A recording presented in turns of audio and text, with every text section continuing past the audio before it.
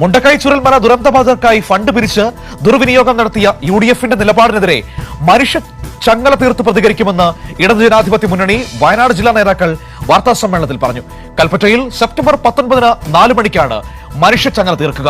വയനാടിനോടുള്ള പ്രിയങ്ക ഭദ്ര എംപിയുടെ അവഗണനയ്ക്കെതിരെയും കേന്ദ്രത്തിന്റെ ദുരന്തബാധിതരോടുള്ള അവഗണനയ്ക്കെതിരെയും Elston estate management തൊഴിലാളികൾക്ക് ആനുകൂല്യം നൽകാത്തതും മനുഷ്യ ചങ്ങലയിൽ പ്രതിഷേധമായി ഉയരും. ചൂരൽമല മുണ്ടക്കൈ ദുരന്തബാധിതർക്കായി സമാഹരിച്ച ഫണ്ട് ദുർവിനിയോഗം ചെയ്ത കോൺഗ്രസ്, യൂത്ത് കോൺഗ്രസ്, ലീഗ് നിലപാടിനെതിരെ പ്രതിഷേധ സ്വരമുയർത്തി ഇടതുപക്ഷ ജനാധിപത്യ മുന്നണി ജില്ലാ കമ്മിറ്റിയുടെ നേതൃത്വത്തിൽ സെപ്റ്റംബർ 19 കൽപ്പറ്റയിൽ പ്രതിഷേധ മനുഷ്യച്ചങ്ങല തീർക്കും.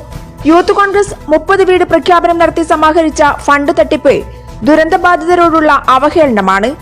അതേസമയം യൂത്ത് കോൺഗ്രസ് പിരിച്ച ഫണ്ട് സംബന്ധിച്ച് ജനങ്ങളോട് കണക്ക് വെളിപ്പെടുത്തണമെന്നും കോൺഗ്രസ് ആപ്പ് ഉപയോഗിച്ച് പിരിച്ച ഫണ്ട് സംബന്ധിച്ച വസ്തുതകൾ വെളിപ്പെടുത്തണമെന്നും ഇടതുപക്ഷ ജനാധിപത്യ മുന്നണി നേതാക്കൾ വാർത്താ സമ്മേളനത്തിൽ ആവശ്യപ്പെട്ടു.